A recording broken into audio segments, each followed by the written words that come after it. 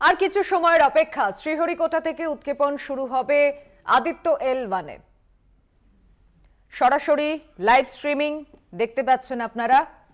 এক ঐতিহাসিক মহেন্দ্রক্ষণের মুখে দাঁড়িয়ে গোটা দেশ সূর্যের দিকে পাড়ি দেওয়া ভারতের প্রথম মহাকাশযান আদিত্য L1 সকাল 11:50 অর্থাৎ আর 4 মিনিট কিছু সেকেন্ড পরেই শ্রীহরিকোটা সতীশ ধাওয়ান স্পেস রিসার্চ সেন্টারের লঞ্চিং প্যাড থেকে সূর্যের উদ্দেশ্যে রওনা দেবে মহাকাশযান আদিত্য L1।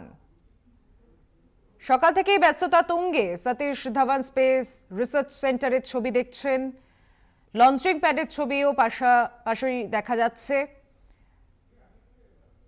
চিন্তা অবশ্যই রয়েছে প্রত্যেক বিজ্ঞানীদের মধ্যে, কারণ ভারতের পাঠানো প্রথম সৌর মহাকাশযান এটি। চন্দ্রযান 3-এর সাফল্যের পর দায়িত্ব এবং আশা অনেকটাই বেড়ে গিয়েছে, সেক্ষেত্রে উদ্বেগের যথেষ্ট কারণ রয়েছে।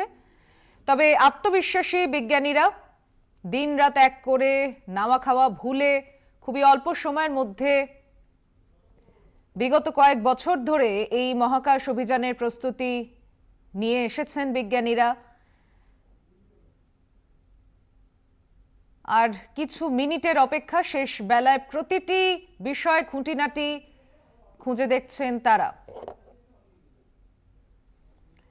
লাইভ স্ট্রিমিং দেখতে পাওয়া যাচ্ছে, একদিকে লঞ্চিং প্যাডের ছবি, অন্যদিকে সতীশ ধাওয়ান স্পেস রিসার্চ সেন্টারের ভিতরে বিজ্ঞানীদের অপেক্ষা। সূর্যের বায়ুমণ্ডল সম্পর্কিত বিভিন্ন তথ্য সংগ্রহ করতে আদিত্য L1 তাকে পাঠানো হচ্ছে মহাকাশে। यह PSLV की 59वीं उड़ान होगी और इस PSLV एक्सेल संस्करण में यह 25वीं उड़ान है। इसरो के वर्क हॉर्स कहे जाने वाले इस रॉकेट कई ऐतिहासिक मिशन को सफलतापूर्वक संपन्न किया है, जिसमें चंद्रयान 1 और मार्स ऑर्बिटर मिशन उल्लेखनीय है। यह प्रमोशन वर्ष 2023 का 7वां मिशन होगा। इस साल की शुरुआत में SSLV के सफल प्रमोशन से शुरुआत कर LVM-3 के 2 प्रमोशन, GSLV Mark II का 1 और PSLV के 2 सफल प्रमोशन हो चुके हैं। यह PSLV का वर्तमान वर्ष में तीसरा मिशन है।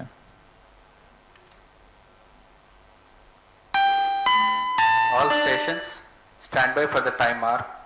T-1 minute and counting. -55 seconds. All stops are armed. -50 seconds. All sequencers armed. तो हमारे साथ बने रहिए। अब 40 सेकंड पर -40 seconds. प्रमोशन किया जाएगा। VSPP open.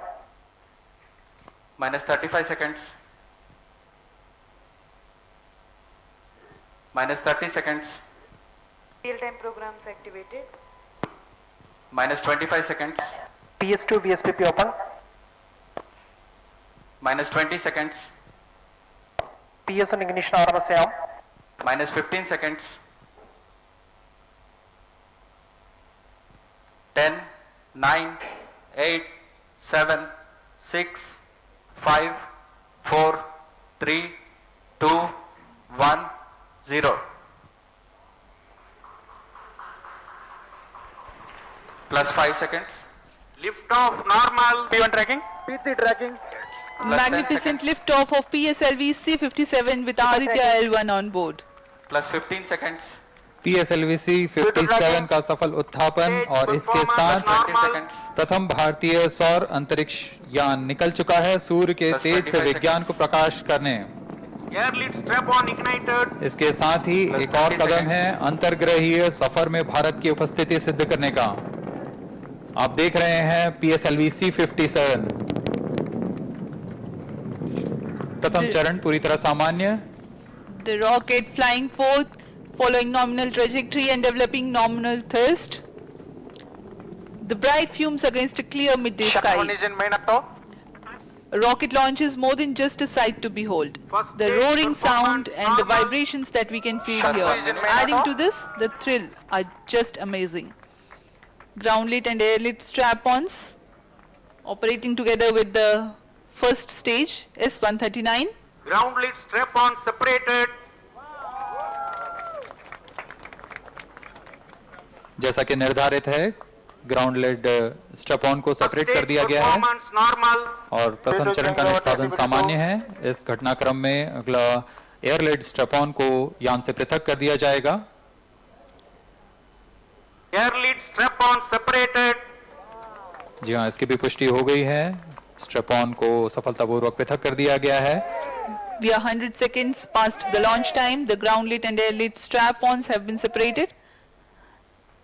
S139 motor still thrusting.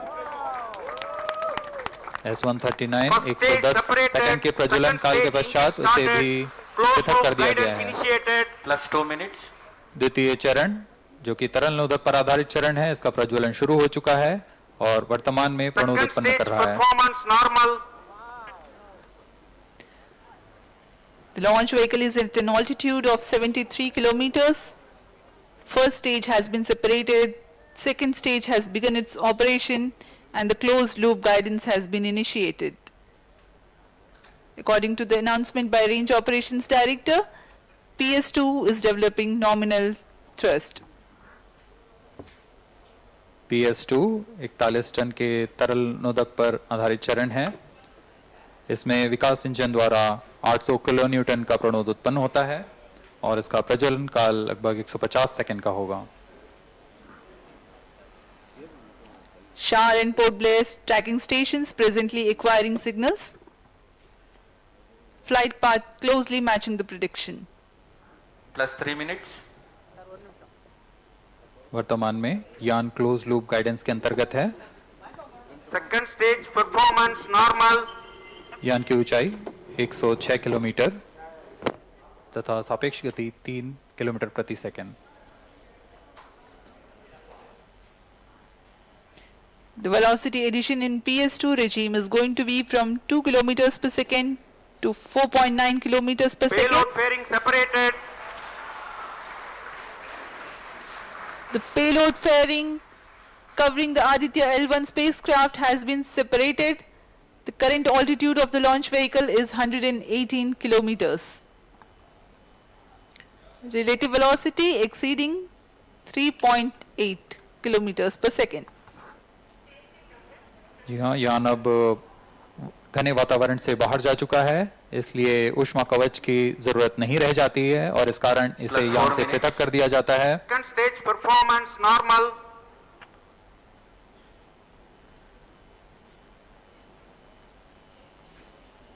द्वितीय चरण वर्तमान में प्रणोद उत्पन्न करता हुआ और यान पूरी तरह सामान्य प्रदर्शन करता हुआ अपने अनुमानित पथ की ओर बढ़ रहा है।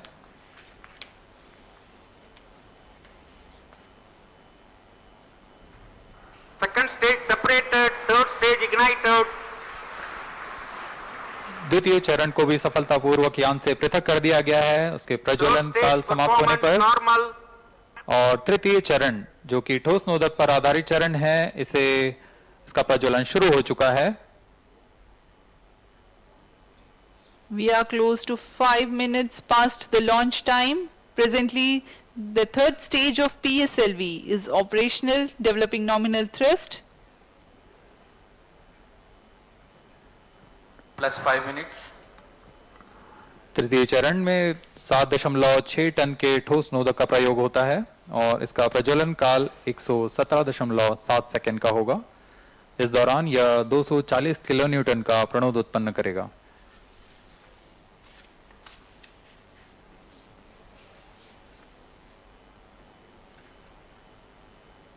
वर्तमान में यान की ऊंचाई 134 Third किलोमीटर stage performance तथा normal. सापेक्ष गति 5.96 किलोमीटर प्रति सेकंड।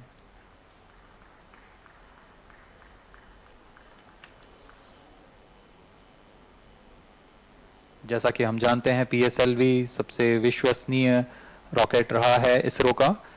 वैसा ही प्रदर्शन करता हुआ एक और मिशन PSLV C57 का।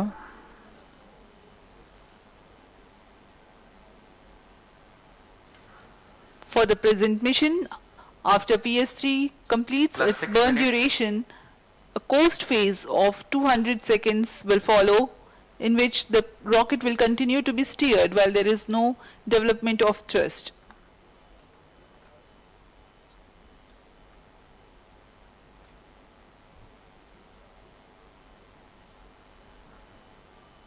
जी हाँ, अभी कुछ ही क्षणों में Third PS3 stage का action completed. प्रज्वलन काल समाप्त हो चुका है और होस्टिंग फेज इसके बाद जारी रहेगा।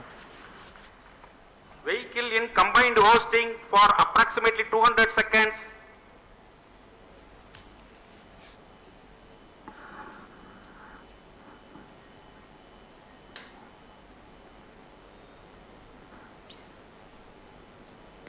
Unique to this mission, the Vehicle PS4 performance normal. will start twice at pre-designated times Plus and 7 duration. minutes. The multiple start capability of PS4 will be utilized very aptly to achieve the argument of perigee of 346.6 degrees, which is very crucial for this mission. The commencement and duration of PS4 burns enable achieving this orbital parameter. Argument of perigee is the angle that is made by the perigee point from the ascending node at equatorial plane. AOP exceeding 300 degrees is helpful in mission planning to achieve halo orbit around L1 with minimal propellant expenditure.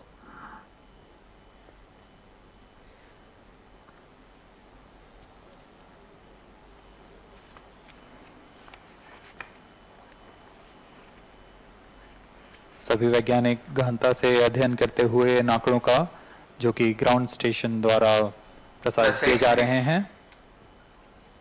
वर्तमान में PS3, PS4 combined costing phase जारी है।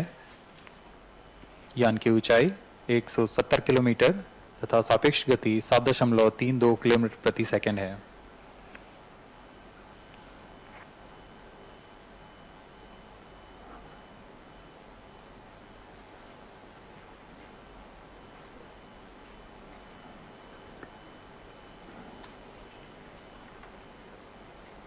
Vehicle performance normal.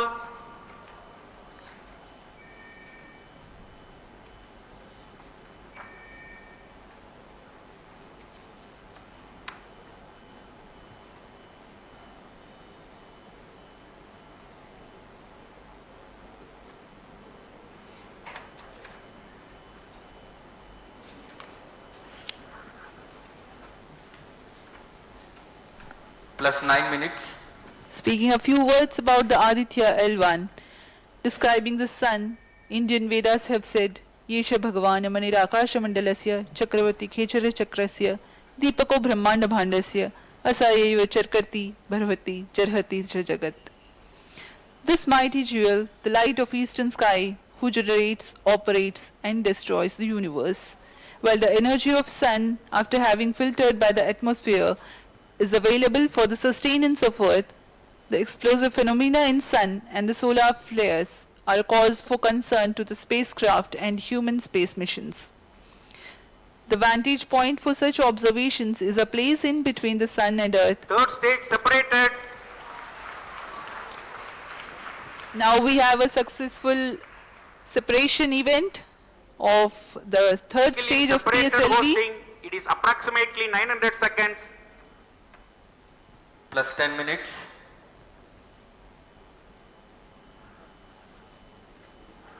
जी हाँ, तृतीय चरण को सफलतापूर्वक Vehicle पृथक कर दिया performance गया है normal. और अब PS4 कोस्टिंग फेज पर है। इस दौरान कोई भी प्रणोद उत्पन्न नहीं हो रहा है। यान प्राप्त संवेग से आगे बढ़ता हुआ और निर्धारित पथ का अनुकरण करता हुआ जा रहा है। We are 627 seconds from the launch. For another 600 more seconds or so, we will be getting tracking data from the BIAX ground station.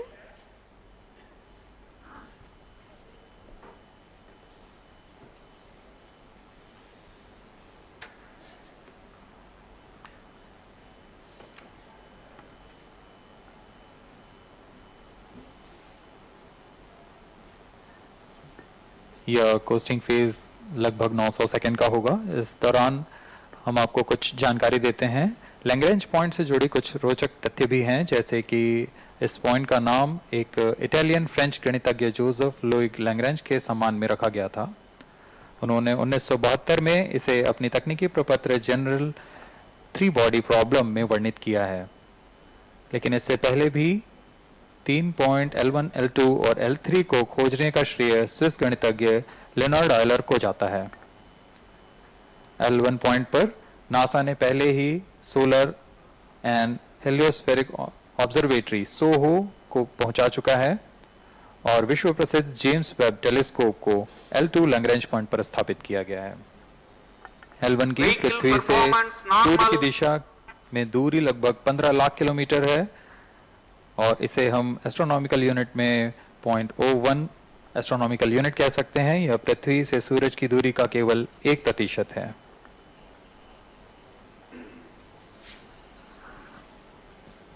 The vantage point for observing sun is a place in between the sun and earth where direct visibility exists to the sun while continuous communication link exists with the earth. These observations will generate a forewarning about disturbances in near earth space environment which could pose danger to the communication systems and spacecrafts. Various thermal and magnetic phenomena on the sun are of extreme nature which cannot be replicated in labs. The best way is to observe the sun up close.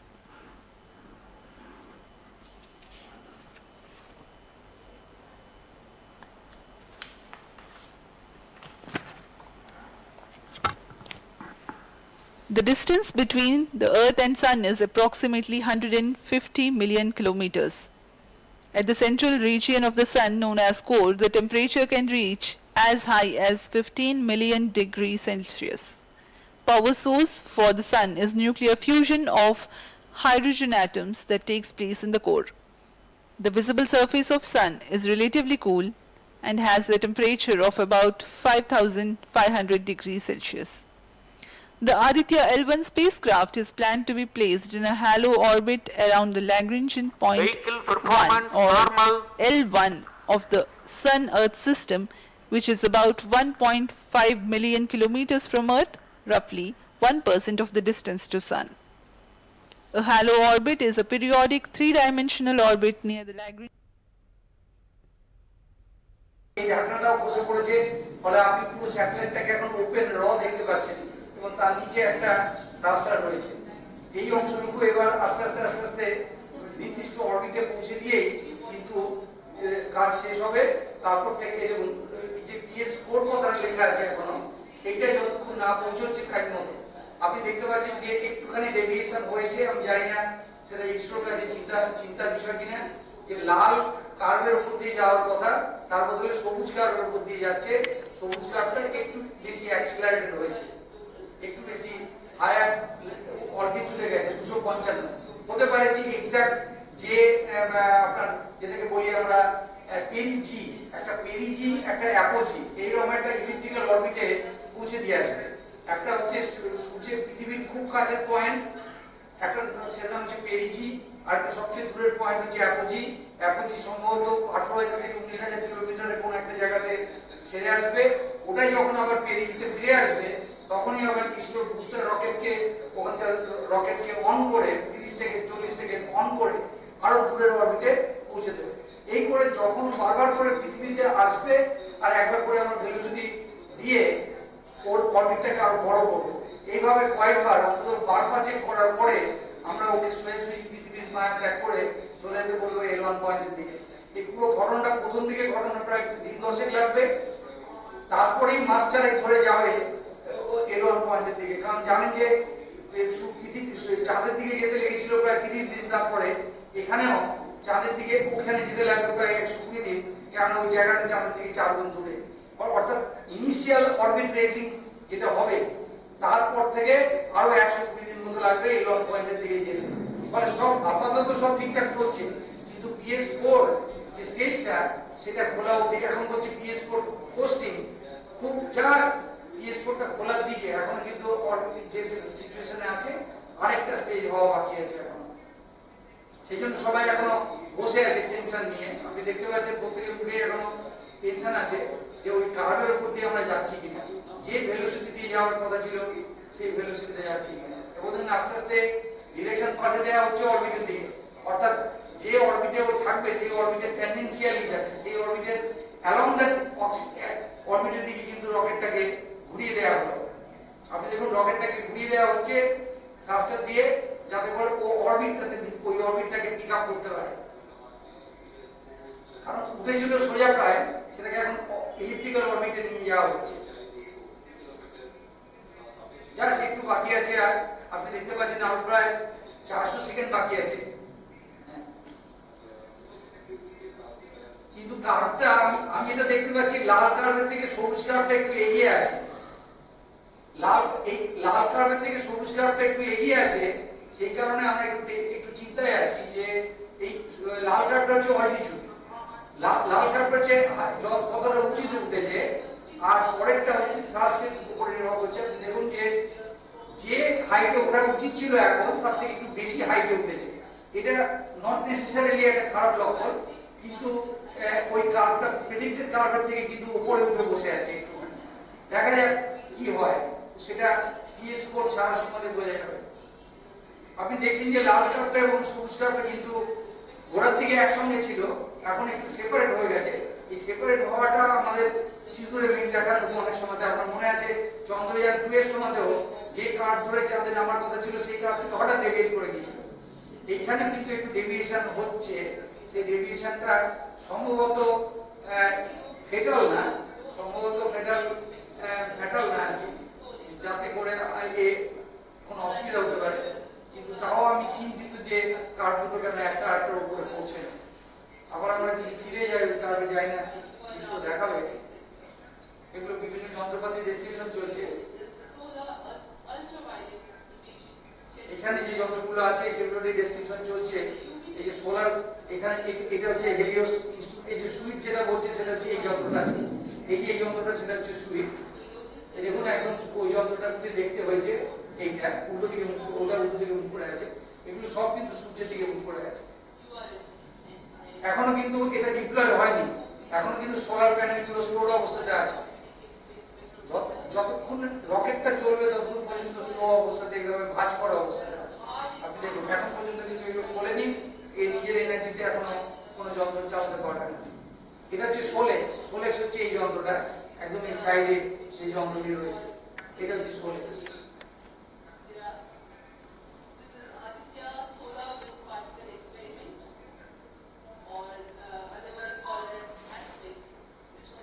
এটা হচ্ছে aspects এবং পাপা, এই হচ্ছে aspects যন্ত্রটি, এই aspects এর মাথার উপরে যেটা দেখতে পাচ্ছেন, আর পাপা হচ্ছে এই যন্ত্রটি পার্টিকেল অ্যানালাইসিসের জন্য। হ্যাঁ, রকেট থেকে বিচ্ছিন্ন PS4 যতক্ষণ আসছে ততক্ষণ পর্যন্ত সোলার প্যানেল কিন্তু খুলবে না। আপনি দেখতে পাবেন একটু পরে PS4টা আসছে, আরো অন্তত 400 সেকেন্ড দেখা যাচ্ছে বাকি আছে, অর্থাৎ প্রায় 6 মিনিট 6-7 মিনিট তো বাকি আছে। এখন কত মিনিট হয়েছে? প্রায় আপনার 19 মিনিট হয়ে গেছে। অ্যাকচুয়াল অরবিটে PS4টা নামা অবধি এখন পর্যন্ত মানুষের মাথায় একটু টেনশন আছে।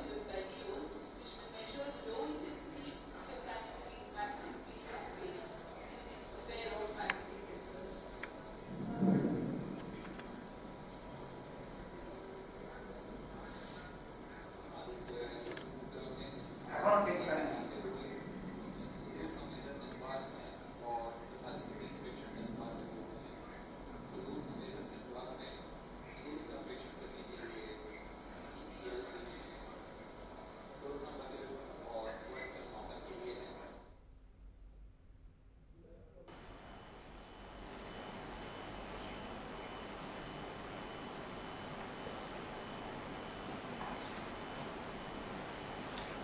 इसी क्रम में अगला है SOLEX solar low energy x ray spectrometer, जो कि सॉफ्ट एक्सरे वर्णक्रम मापी है, जो कि सूर्य के प्रेक्षण के लिए प्रयोग किया जाएगा। इसमें HEL1OX high energy L1 orbiting x ray spectrometer है, जो कि हार्ड एक्सरे वर्णक्रम मापी है। इसकी अभिकल्पना सोलर फ्लेयर के अध्ययन के लिए की गई है। यथास्थिति निदभार में Aditya solar wind particle experiment, इसका उद्देश्य है सोलर पवन, सौर पवन में भारी आयंस, प्रोटॉन्स और अल्फा पार्टिकल का विश्लेषण करना। अगला है plasma analyser package for Aditya.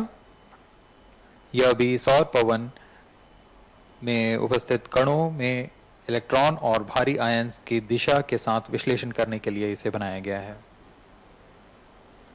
Advance triaxial high resolution digital magnetometer इसे त्रिअक्षीय चुंबकीय क्षेत्र की यथास्थिति मापन करने के लिए बनाया गया है और ऐसे 2 समुच्चय लगे हुए हैं इस उपग्रह में।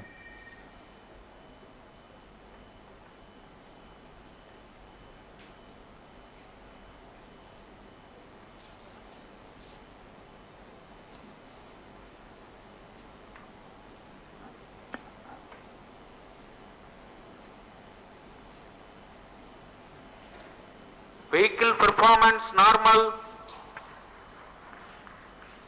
यान पूरी तरह सामान्य, सभी तंत्र सामान्य रूप से कार्य कर रहे हैं और यान अपनी उद्देश्य कक्षा की ओर बढ़ रहा है।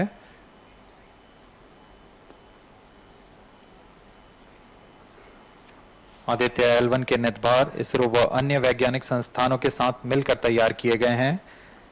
Visual emission line chronograph VELC Indian institute of astrophysics Bengaluru द्वारा तैयार किया गया है। Solar ultraviolet imaging telescope suit inter university centre for astronomy and astrophysics Pune द्वारा निर्मित है। सोलेक्स और हेलियोस दोनों ही UR सैटेलाइट सेंटर बेंगलुरु द्वारा निर्मित किए गए हैं। ASPX और PAPA space physics laboratory VSSC Thiruvananthapuram द्वारा निर्मित किए गए हैं। और अंत में magnetometer laboratory for electro optics systems Bengaluru द्वारा निर्मित किया गया है।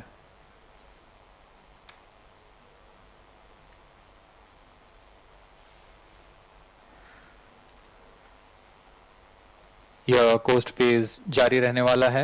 आइए इस अंतराल में आपको लिए चलते हैं इस मिशन से जुड़ी चर्चा में, जहां वरिष्ठ वैज्ञानिक हमारे प्रश्नों के उत्तर देंगे और फिर इस चर्चा के बाद हम वापस आएंगे लाइव इवेंट्स में। As we are in the low visibility region of the flight path, we take you to the discussion room where the key personnel connected with the Aditya L1 will enlighten more on the payloads and details. Over to discussion room. Welcome viewers. After India has made history with the Chandrayaan-3 moon launch, it has now set its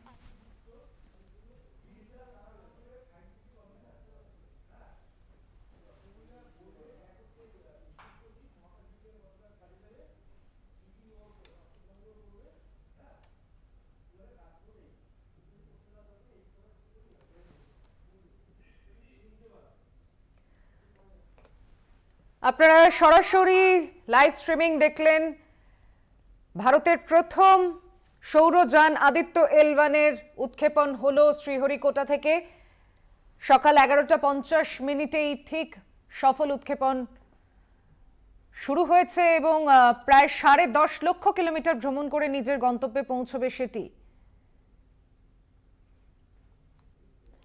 আমাদের সঙ্গে telephone লাইনে রয়েছেন শিল্পী গুপ্ত, scientific officer Birla তারামণ্ডল। আপনাকে স্বাগত জানাচ্ছি কলকাতা টিভিতে। ভারতের প্রথম সৌরযান, কি কি তাৎপর্য রয়েছে এবং কি কি এর করণীয় কাজ রয়েছে আপনার থেকে একটু ব্যাখ্যা চাইছি। আদিত্য L1 প্রথম সৌরযান, ভারতের সৌরযান থেকে ভালো করে বললে অ্যাকচুয়ালি এটা হচ্ছে স্পেস সোলার অবজারভেটরি। হ্যাঁ, এটি আজকে রওনা দিল। মোটামুটি ধরুন 4 মাস লাগবে সূর্যের কাছে না, L1 বিন্দুতে পৌঁছতে।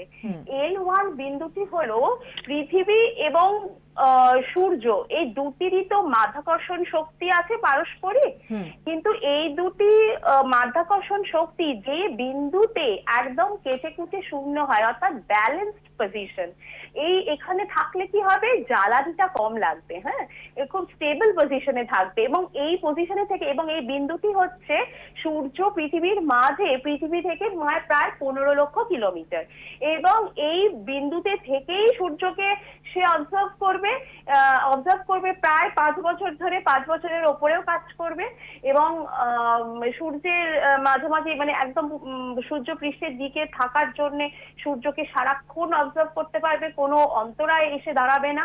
এবং কাজ যা করবে, আসলে সূর্য আমরা সবাই জানি আমাদের সকল শক্তির উৎস, শুধু আমাদের কিন্তু নয়, সারা সৌরমণ্ডলে প্রত্যেক সৃষ্টির যে শক্তি, যে বিন্দু বিন্দু মানে প্রান্তে পৌঁছে যাচ্ছে, সব শক্তিরই কিন্তু উৎস সূর্য।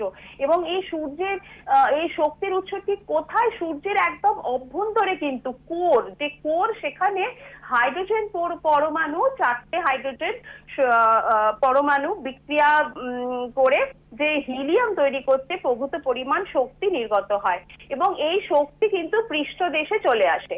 এবং সূর্য কিন্তু সলিড না, তো গ্যাসিয়াস, তাই জন্য সে যখন তার ঘূর্ণনও কিন্তু এক একটি মানে ল্যাটিটিউডে এক এক রকম। যদি বিষুবরেখায় আমি দেখি 27 দিনে ঘুরে আসছে, আমাদের মেরু অঞ্চল মানে সূর্যের মেরু অঞ্চল কিন্তু 35 দিন লাগে। এই নানান গতিতে যে ঘূর্ণন এবং ভেতরে যে অত্যন্ত উত্তপ্ত 1.5 কোটি ডিগ্রি সেন্টিগ্রেড, এই দুটি মিলিয়ে কিন্তু মানে প্রচন্ড একটি জটিল চৌম্বকীয় ক্ষেত্রের সৃষ্টি করেছে। এবং এই চৌম্বকীয় ক্ষেত্রই আমাদের সোলার সানস্পট হিসেবে আমরা যে নিদর্শন পাই, সোলার স্পট, সানস্পট, এটা কিন্তু চৌম্বকীয় ক্ষেত্রের কারণে। এবং এই সব চৌম্বকীয় ক্ষেত্র থাকার ফলে ভিতরে যে প্রোটন, আয়নিত সব কণা, ইলেকট্রন, প্রোটন প্রচন্ড তাপমাত্রায় প্লাজমা ফর্মে থাকে, সেগুলি না ওই কিছু কিছু অঞ্চল দিয়ে বেরিয়ে আসতে পারে না, যেখানে চৌম্বকীয় ক্ষেত্রের নিদর্শন আছে, যেগুলোকে আমরা সানস্পট বলি। এবং ওই না আসার কারণে আমরা অন্ধকার দেখি, তাপমাত্রা কম, এবং সেই যেগুলো বেরিয়ে আসতে পারছে না, কিন্তু সৃষ্টি তো থেমে নেই, অভ্যন্তরে সৃষ্টি হয়ে যাচ্ছে, তো সেগুলো কিভাবে বেরোবে? ওই স্পটের চারিদিক দিয়ে বেরিয়ে না একদম সৌর ঝড়ের মতো ছিটকে বেরিয়ে সূর্যপৃষ্ঠ থেকে বেরিয়ে আসে এবং সারা সৌরমণ্ডলে ছড়িয়ে পড়ে। এবং তারপরেও চৌম্বকীয় ক্ষেত্রের কারণে এত মানে প্রচন্ড পরিমাণ মানে টন টন গ্যাস ওই সোলার স্পট থেকে ছিটকে বেরিয়ে আসে আশপাশ থেকে। এবং এই সকল ধরনের যে আয়নিত কণা ছিটকে বেরিয়ে আসছে, সারা সৌরমণ্ডলে ছড়িয়ে পড়ছে, তার মানে কি আমাদের স্পেস ওয়েদার মানে স্পেসে যে আবহাওয়া, সেটা তো ভীষণভাবে এফেক্টেড হচ্ছে। এবং এই সমস্ত কিছু করার জন্য, এবং সূর্যের আরেকটা খুব অদ্ভুত ব্যাপার আছে, সেটা হচ্ছে অভ্যন্তরের টেম্পারেচার তো 1.5 কোটি ডিগ্রি সেন্টিগ্রেড, সেটা যখন সৌর পৃষ্ঠে আসছে তার টেম্পারেচার কিন্তু 6000 কেলভিন। এবং তারপরে যে লেয়ারটা সৌর সানের 3টে মানে অ্যাটমসফিয়ারে 3টে লেয়ার আছে, যে ফোটোস্ফিয়ার, তারপরে হচ্ছে ক্রোমোস্ফিয়ার, তারপর কোরোনা। ফোটোস্ফিয়ার যেটা পৃষ্ঠ, তার টেম্পারেচার 6000 কেলভিন, এবং তারপরে ক্রোমোস্ফিয়ার কিন্তু 4000 কেলভিন। অথচ কোরোনা, তার টেম্পারেচার হচ্ছে 2 মিলিয়ন কেলভিন। তো এই তারতম্যটা কিসের জন্য? এই সমস্ত কিছু কিন্তু স্টাডি করবে আমাদের আদিত্য L1। আপনার থেকে আর একটা বিষয় জানার, চন্দ্রযান 3-এ 3টে পেলোড ছিল এবং আদিত্য L1-এর 7টি পেলোড। প্রথম দুটিকেই খুবই গুরুত্বপূর্ণ মনে করা হচ্ছে, এগুলোর একটু বিশেষত্ব যদি আপনি একটু বোঝান। দেখুন, এই যে কটি পেলোড আছে মানে সেখানে ভিজিবল এমিশন লাইন, করোনাগ্রাফ আছে। এই যে করোনাগ্রাফ, হ্যাঁ, করোনাগ্রাফ হচ্ছে কি, সূর্য তো প্রচন্ড আলো, আমরা তো মানে সূর্যের পৃষ্ঠটা যদি আমরা ঢেকে না ফেলতে পারি, তাহলে কিন্তু আমরা খুব অল্প ঘনত্ব অনেক কম, ক্রোমোস্ফিয়ার এবং করোনা তো আরো কম, তাহলে তো সেগুলো আমরা দেখতে পাবো না। তাই জন্য করোনাগ্রাফ, যেটা দিয়ে আমরা সূর্যের ডিস্কটাকে ঢেকে ফেলবো, যাতে আমরা ওই বাইরের অ্যাটমসফিয়ার থেকে স্টাডি করতে পারি, এটা খুব গুরুত্বপূর্ণ। অনেক ধন্যবাদ। আমরা কথা বললাম বিড়লা তারামণ্ডলের থেকে সায়েন্টিফিক অফিসার শিল্পী গুপ্ত ছিলেন টেলিফোন লাইনে।